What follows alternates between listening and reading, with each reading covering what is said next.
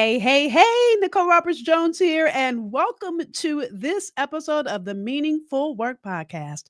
A time I connect with you to give you insight, tools, strategy, so that you can go after your breathtaking future as you live a life full of meaning and fulfillment. Now, I got to tell you, this episode is based on another email I've gotten, not just emails, but let me tell you, in the last few months as I launched this podcast, the one question I get from so many of you is around making a transition in your career. Matter of fact, I was having a conversation with one of my clients who is a successful C suite person. Let me say it like that. And she's in the middle of navigating a huge transition.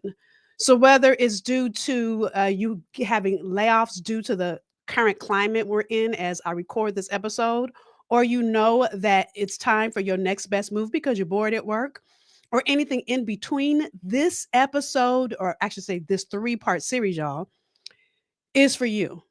And the reason it's three parts is because there's so much we've got to go through so that you make the pivot in alignment, not just for your next best move, but in alignment with God's highest and best version of you. Usually, that's a version of you that you have not yet become. I'm going in at the beginning. So I like to call that career transition a pivot. And let me tell you, I get that pivot, and really, I'm going to talk to you about the power in your pivot and give you tools to make that powerful pivot. Now, listen, there's two ways you can look at a pivot move, right? The first is when I was little, I every Saturday morning I was in ballet, somebody's ballet class. Those of you that are with me here on YouTube, you're seeing a picture of a ballet dancer or her feet, right? And the reason I'm only showing her feet is this. Here's what a pivot move is in ballet, whether it's ballet, tap, jazz, is when you're making a move, but you're leaving one foot stationary. You've seen it, and if my studio was big enough, I'd get up and show you one. Because yes, I used to be a ballet dancer and a tap dancer. But what you're doing is you're leaving one foot stationary while you're making your turns. That foot isn't moving. It isn't coming off of the floor, is what I should say. Or those of you that didn't take ballet like I did, maybe from a basketball standpoint, a pivot in basketball is when you are holding the ball in your hand and you're moving, you leave one foot stationary again, but you're moving the other foot trying to see who you're going to pass the ball to or should you shoot it. And by the way, if you move that other foot, they call that traveling. So whether you look at pivot from the place of ballet, like me, or basketball, I need you to understand the transition that you need to make will be a pivot move if you do it the right way. Listen, I hear so many people that say, I want to just jump out on faith. But wait a minute.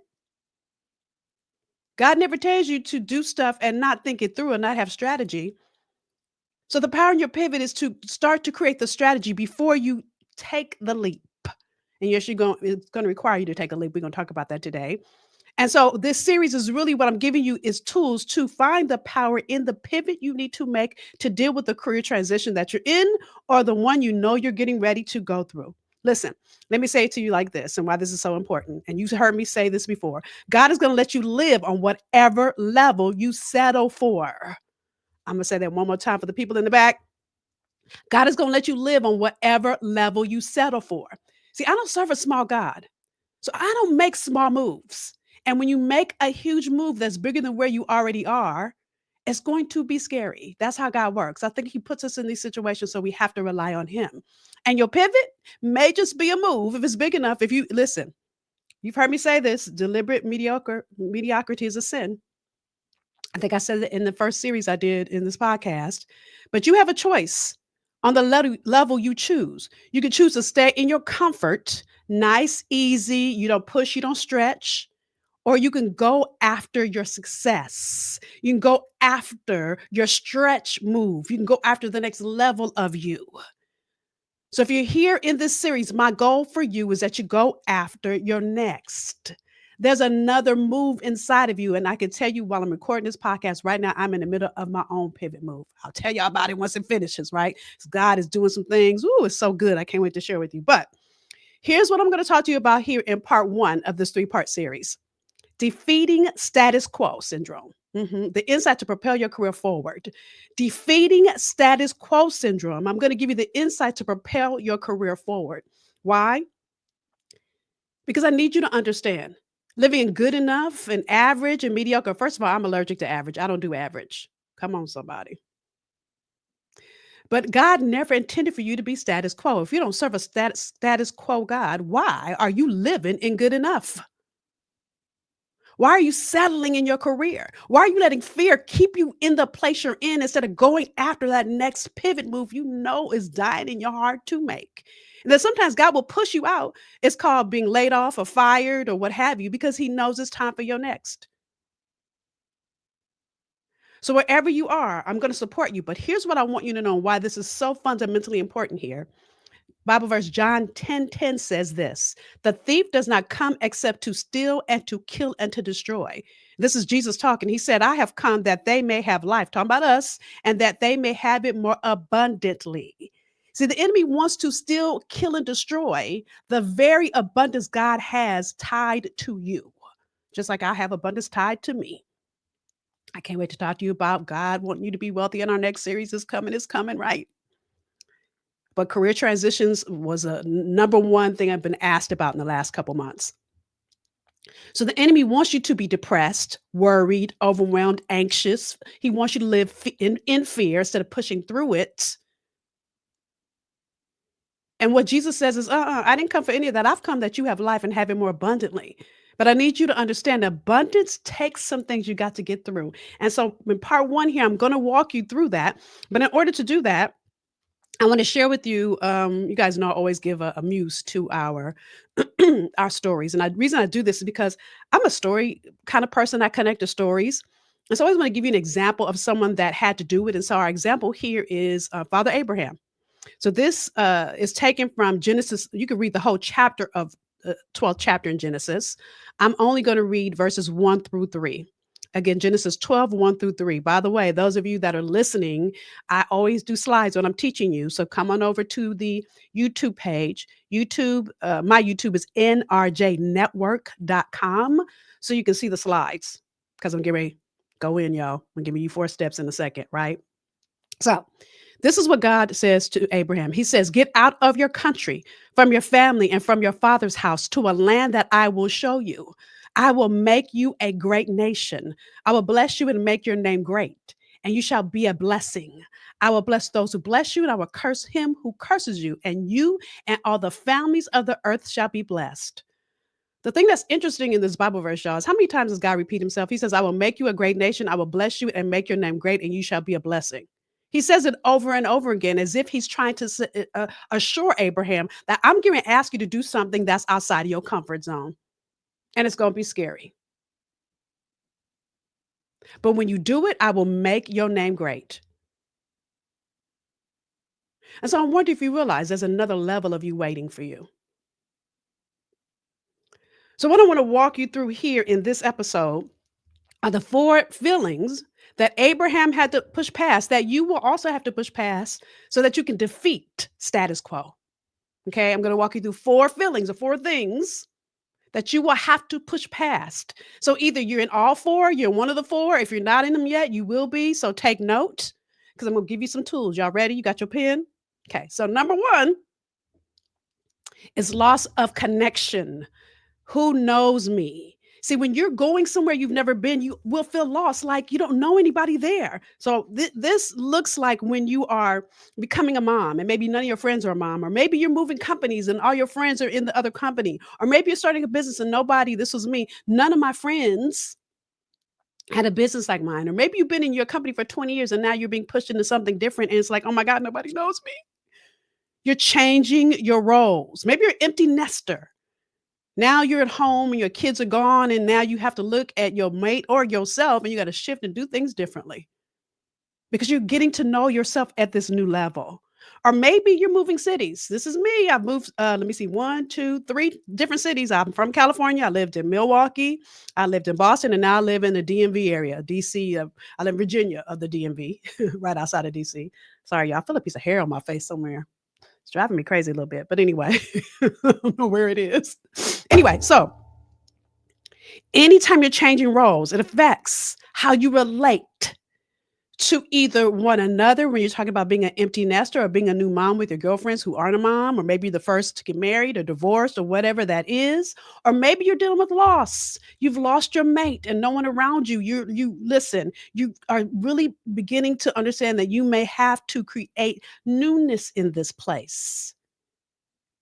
And it's not that who you already are isn't good enough, but I need you to understand, and I'm going to say this over and over again, probably in this episode. I know I've said it in previous ones. When your purpose is matriculating, like you do through education, you don't go into junior high with a kindergarten state of mind. Come on, somebody. You've got to let kindergarten go. Forgetting those things which are behind and reaching forward to those things which are ahead, I press. As Philippians 3:13 and 14, if I'm not mistaken. Sisters, I do not, hold on, let me look it up real quick. Where's my phone? I love when the Bible verse just jumps in my mind when I'm teaching. Hold on, y'all. Ooh, Instagram opened up on accident. Hold on. Pulling up my Bible app so I can link this up quickly. I want to read the Bible verse correctly. Sometimes my memory is good, sometimes it's not. Okay, 3:13. 13. Here it is. Brothers and sisters, this is new NIV. I do not consider myself yet to have taken hold of it, but one thing I do, forgetting what is behind and straining forward what is ahead. I press on toward the goal to win the prize for which God has called me. That's NIV version. So now let me read it in New King James Version. My favorite. Hold on, I'm trying to go back to 13. 13, here we go. Brethren, I do not count myself to have apprehended, but one thing I do, forgetting those things which are behind and reaching forward to those things which are ahead, I press toward the goal for the prize of the upper call. See, what God was saying is, Abraham, I'm going to need you to forget about where you live and where you're from. That's great. I need you to let go of all your people, all your friends. I'm taking you to a new place, a place that I'm going to expand your territory in. And so he had to let go of connection or deal with loss of connection, and that's real. So if that's a place you're in, I want you to look at how can you get into reconnection. So if I give you some examples for me, when allergies acting up, y'all, I'm sorry. When I've moved cities, I instantly connected with organizations I was a part of, right? When I've moved companies, I begin to see who in my arena could be my mentor, even if it's a silent mentor. Listen, when I became a bonus mom and all my friends had been moms and nobody was dealing with the bonusness and stepness of it, I started reading books. You find your connection. And if you're feeling a loss of connection, don't let that make you run back to your comfort zone. The enemy is trying to steal, kill, and destroy your success by loss of connection. The next step, number two, second area you need to check is loss of competence. I don't know how. Listen, again, this is where that imposter syndrome begins to show up. When you're playing bigger than you've ever played before, you start to feel like an imposter, like, I don't know what I'm doing, right? When you do, it's just another level of your gift. Again, you can't go into high school with the kindergarten state of mind. You can't go into college with the kindergarten state of mind. But you need the kindergarten, the first grade, the second grade. You need all those things to be in college. The same way you needed all the things you've been through up until now to be in this new place that God is taking you to. Romans 8, I believe it's 8:28. All things work together for the good. Not a couple things, not a few things. But if you're not careful, you will begin to feel a loss of confidence. Like, I don't know how to do this. And I have a good girlfriend that's a doctor, and she had just finished medical school, and she's in the hospital walking with her patient, and her patient starts to have a seizure. And this is a true story. And she said, she started saying, oh my God, we need a doctor. We need a doctor. And someone said, you are a doctor. She said, oh, that's right. And it clicked in. I need 10 cc's. She had forgotten who she was for a moment. Many of you have forgotten who you were. Maybe you've had a boss that didn't appreciate you previously, and now you got a new boss.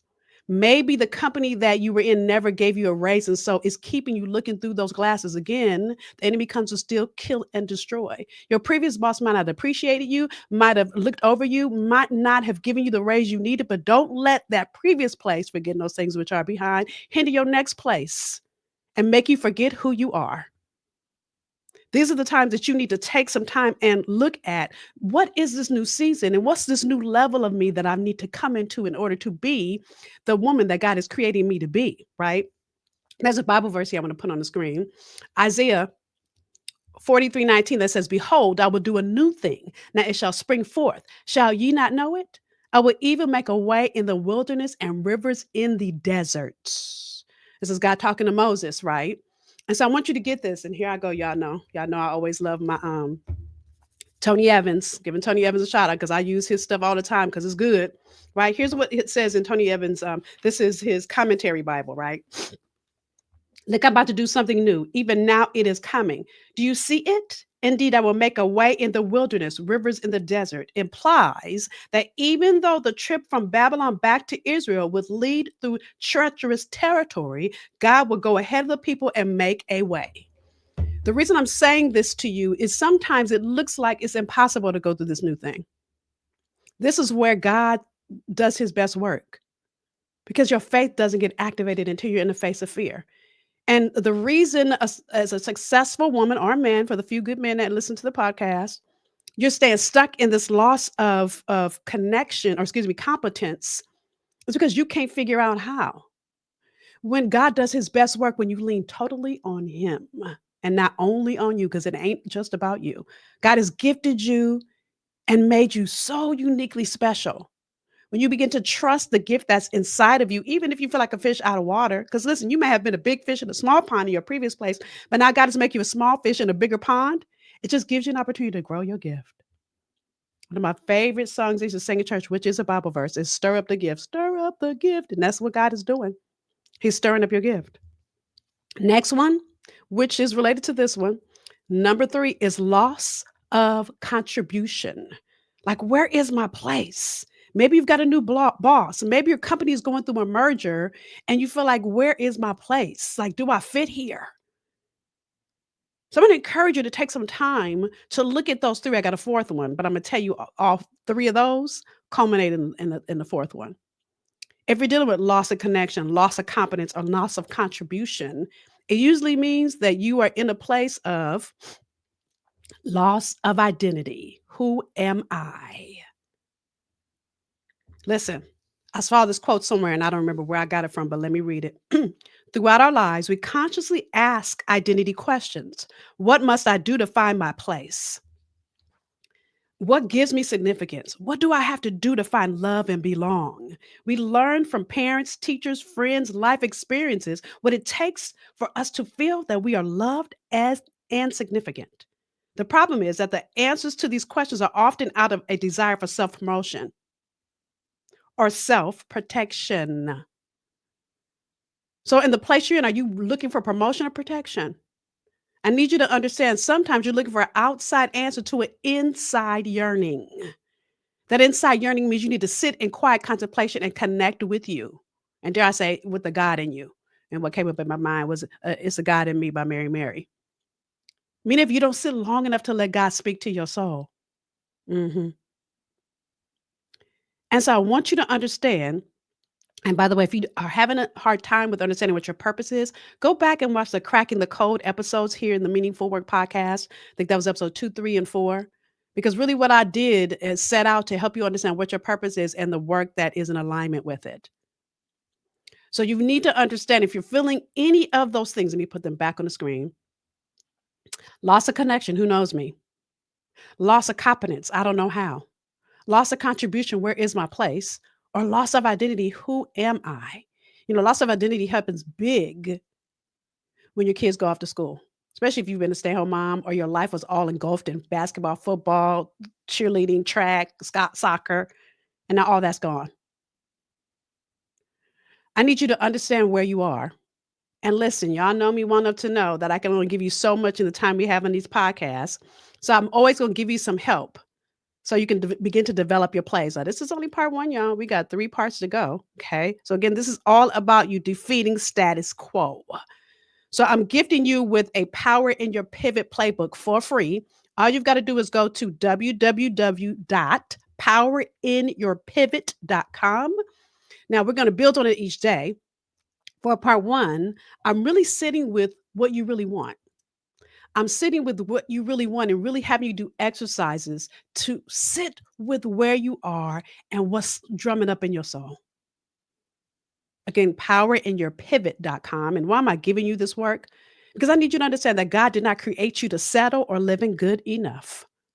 If you're going to go after the next level, you got to work for it. It don't come easy. It doesn't. It's just like, let me tell y'all, my hardest challenge right now is weight in my perimenal pause stage. That always worked out, but my working out and eating clean and all that, none of that was working.